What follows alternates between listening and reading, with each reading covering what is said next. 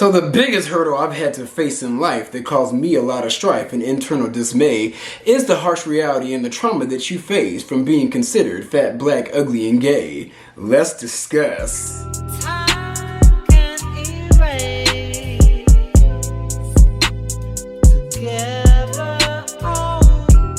Testing, testing, 1, 2, 3. This is the young prince by the name Beasley. What's up, y'all? It's your boy Beasley here. I hope you all are staying cool, calm, and collected out there. So you guys, I don't know what they're pumping in the air or what type of spell was casted over me, but it literally had me coming home from work every single night, eating and literally just going to sleep. But speaking of just eating and going to sleep, you guys, I have been in a reflective state the time that I was sick, like throughout the last week or so. And my birthday is coming up. My birthday is this Sunday. I'll be 33 years old, and I've been really thinking and really like analyzing my life and the person I was in the past, who I am today, and planning out and really mapping out the person that I want to become. But one thing about being able to reflect, you cannot neglect your inner child, because that is a big chunk of your past, and that is the biggest thing that is tied to your confidence.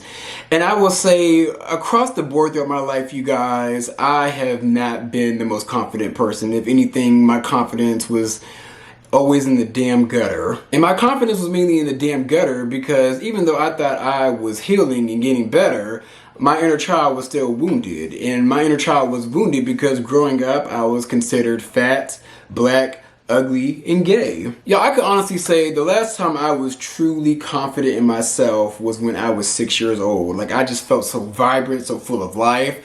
That was when I was when I was skinny back in the day. My personality was just bright, vibrant. I literally lit up a room, and I could honestly say that was the last time that I felt alive. But over time, down the line, as I got older and older, I got fatter and fatter, and that really chipped away my confidence because, y'all, when you're the fat kid, especially when you looked a certain way and you go to expanding and looking a certain way, you get treated a completely different way. Early on, I knew that being fat was a no-no. It was a no-go. Like, you were going to be treated a certain way if you were overweight, especially coming from a very athletic family that was also very image conscious. When you go against that image, you're automatically the black sheep and you're automatically treated like you ain't shit. So with me, I became fat in middle school, which was the worst, the worst time to become fat. Y'all, those kids treated me so bad, just bad. I would get my ass handed to me in shootout at school, and then I would come home and get my ass handed to me in shootout in the kitchen. I couldn't even chew in the damn kitchen without getting chewed out in the kitchen. They used to roast my fat fucking ass on a daily basis, you guys, at school and at home. Like, I just could not escape it. Like, it was just so much pressure and fucking depression. I can laugh looking back on it now, but back then it was so traumatic, you guys. It was just like, what the fuck? Like, y'all, I was completely fucked up as a kid at the age of 11, 10 years old, whatever. Like, it's like you're literally having a mental battle because you're gay. You know that you're gay, but you try to act like you're not gay so you can pass in society. But deep down inside, you know your ass is gay. And then on the external, it's a battle because you're fat as fuck, black as fuck, and a lot of people consider you ugly as fuck. And it's just like, what the fuck? So it was just like a constant battle and a constant acting job every single day of my life. All my life I had to fight.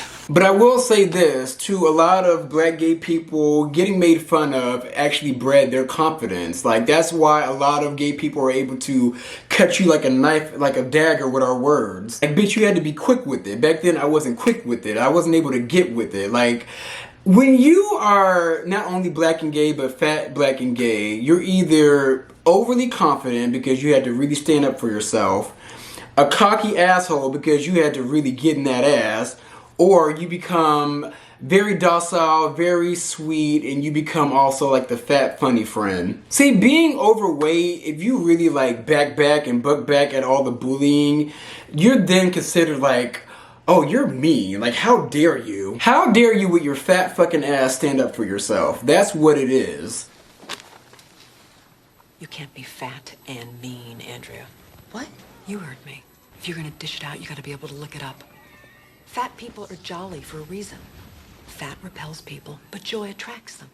Now, I know everyone's laughing at your cruel jokes, but nobody's inviting you to the prom. So you can either be fat and jolly or a skinny bitch. It's up to you. Sit down. We're watching a movie. But I will say to the overly confident fat black gay men, like looking back on it, you may have been an asshole back then, but you literally thank yourself later on as an adult for standing up for yourself. And that way you teach people how to treat yourself and not to fuck with you. But y'all, back then, I just did not know how to defend myself. I did not know how to really get with these bitches. And I truly, truly wish that I could go back and talk to myself and be like, you need to get these hoes in line. Sorry if I'm cussing too much, y'all. This is just who the fuck I am. But since I wasn't able to defend myself, one artist that I truly admire because he's able to really defend himself and get quick with it is Saucy Santana. Yo, I gotta say, Saucy Santana is problematic as all hell, but I will say I have a strong admiration for Saucy Santana because for one, he's authentically himself. Two, he's not ashamed of really being himself and being overtly feminine and flamboyant.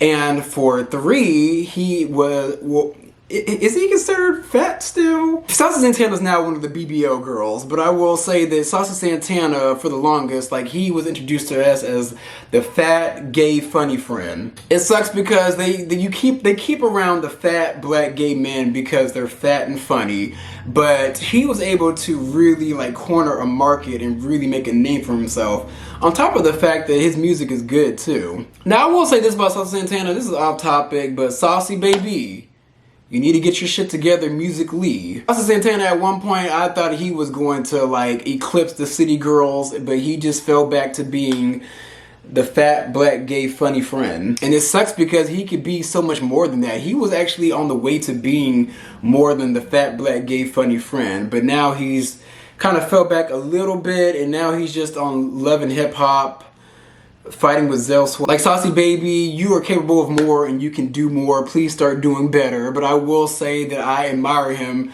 for really like being comfortable in his skin, being the fat black gay version of himself, really just comfortable in his own skin. I mean, he got a BBL, so he wasn't 100% comfortable, but the front was comfortable. But speaking of BBLs, you guys, a lot of people don't understand the trauma that you face when you're fat and when you're in that process of losing weight, because you're already having an abundance of body dysmorphia when you're overweight, but that body dysmorphia still lingers when you're in the process of losing that weight. Saucy Santana got a BBL. Me, when I lost weight, now I got lucky because I got taller and that helped me like lose weight, coupled with the fact that my daddy used to run with me on the track and I was able to start like dieting, exercising. Eating Subway definitely helped. And I lost weight around, I want to say, in 10th grade. But however, you guys, now I've been every shape and size at this point. Every single shape and size, but I got down to a very, very small size.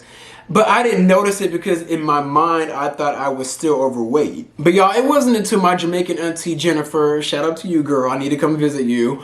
It wasn't until she came to the States to visit again and she was like, my honey, you have gotten way too skinny. See, it's weird, you guys. The mental fuckery that you go through when you're losing weight really, really fucks with you on a deeper level. Like, you could be as skinny as this damn, what is in front of me? Like, y'all, I could have been as skinny as this ring light in front of me, but legit, in my mind, I thought I was still overweight. But it wasn't until I did a group project with one of my best friends, Jonathan, and I saw the video play inside the classroom in front of like all my classmates, and I truly saw how skinny I had gotten, and I was just like, fuck. Like, it triggered a whole different version of body dysmorphia. Like, y'all, that was either during my senior or junior year in high school, and I was truly flabbergasted by how like frail and feminine I looked. So what I did to combat that, I started eating again. I wanted to get thick again.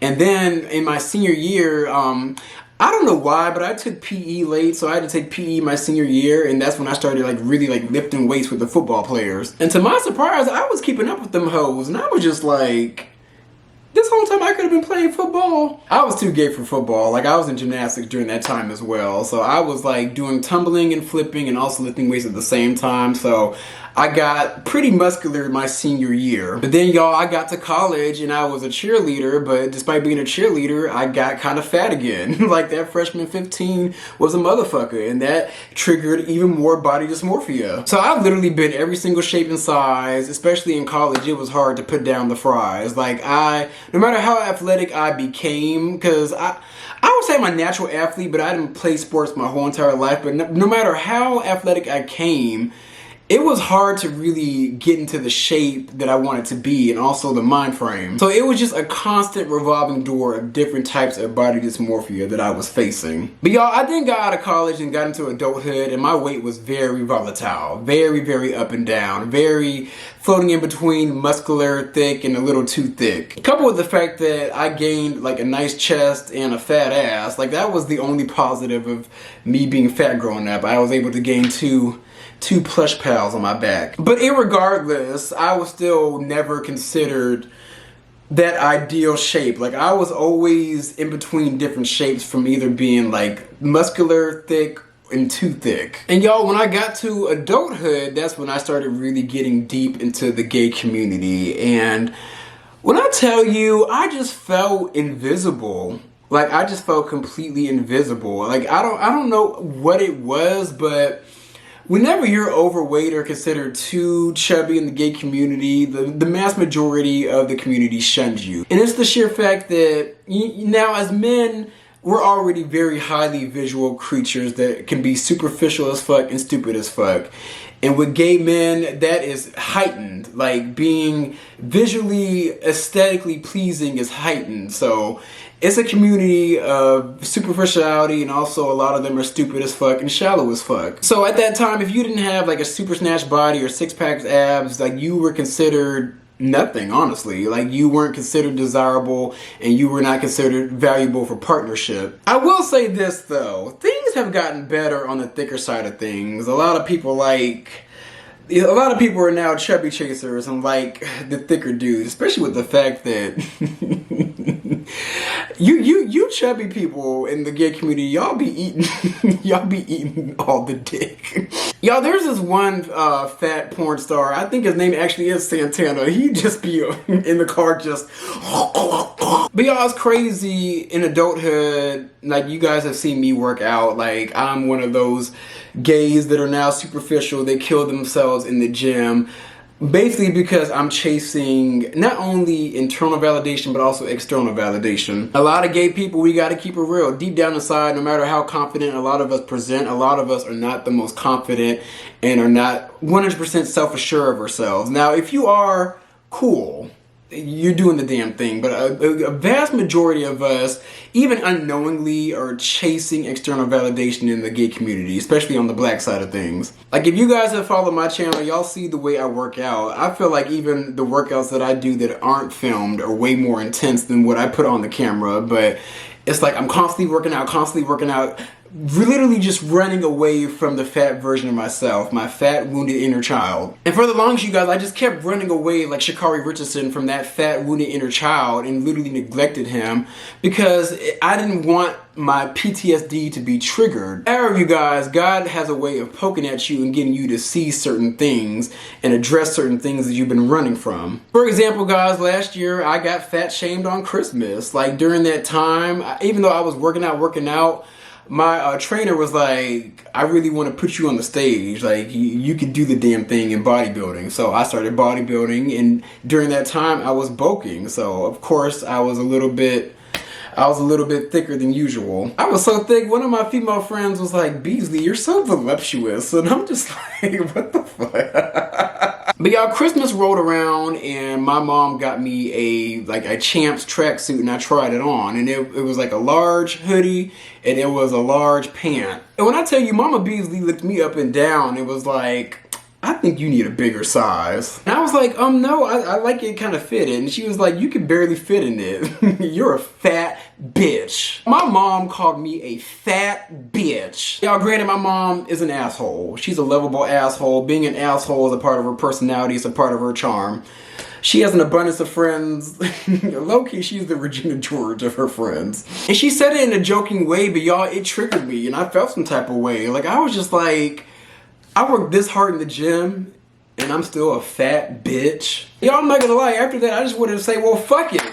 Fuck all this fitness shit. Fuck all this fitness aspirations. Like, fuck it. Just fuck it. But how are you guys? After I went home that night, I took a step back, and I was like, wait a minute.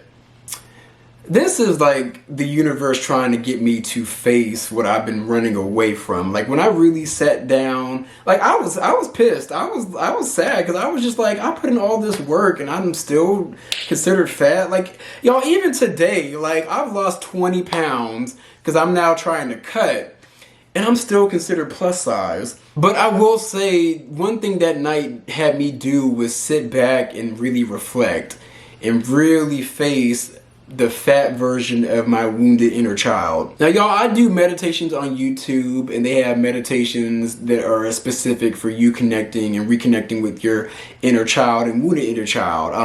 I'll put it in a link in the description box of the ones that I use. But I will say, you guys, when I did this guided meditation for connecting with my wounded inner child, it was like a very vivid, magical dream. The thing with me and the fat version of myself is I literally threw away all the pictures of me when I was fat. I probably only have like one picture of me being chubby, and it's a picture in my family's living room, my parents' living room. But when I did that meditation and I saw the fat version of myself, he looked at me and he was just like, oh wow, you are absolutely beautiful. Y'all, when I tell you I bawled crying, like I was crying so hard, like I was crying, like I was on the floor crying, like I was crying like Tony Braxton in the Unbreak My Heart video. And it's crazy because after reflecting on the fact that I'm getting older and I feel like my life is not where I want it to be, the younger version of me looked at me and was happy about the version of himself that he was going to be. He was happy to see that he was going to become me, Beasley. But he was happy with who he was going to be in the future. And I'm just like, damn. Like, how am I not happy with myself right now, but the younger version of myself was happy to potentially become me? Y'all, it was a magical experience. Now, when you start doing these meditations, don't go in trying to chase the experience. Just be open. Be open to what's going to be revealed and what you're going to see. Like, what God wants you to see. Because it was a magical experience, you guys. I wasn't able to experience it again, but it was a magical in that time. Like, everything happens when it's time. But overall, you guys, I will say that one thing I've learned, and it's hard to fully accept it, but you have to accept yourself before the world can fully 100% accept you. So if you're struggling with your aesthetic, your sexuality, trauma, past trauma, you gotta face that shit. You gotta face that shit and then proceed to get up, get out, and get something. Y'all, it may sound completely cliche, but you being overweight, you can change. You looking a certain way, you can change. But that change isn't going to 100% manifest in your reality until you change from within. So always remember to fix the little inner bitch inside so you can learn, grow, and strive. But yeah, you guys, that's all I have to give. Let me know what you guys think. Have you guys had issues with being overweight in the gay community, especially in the black gay community? I know it's a lot more accepting now, especially with the fact that we have all these prides. You know, we have heavy hitters pride, we have the black gay pride, black fat pride, you name it. So everything now I feel is a lot more accepting and open, but growing up things weren't accepting and open at all, and you had to kind of just fend for yourself and have mental battles and external battles. But let me know what you guys think. Tell me your stories of being fat, black, ugly, and gay, if you guys have faced that, or how you guys tend to navigate this community while being overweight. But those are my views. Be sure to like, comment, and subscribe. And I'm going to come back at you guys with some more content. Time can't erase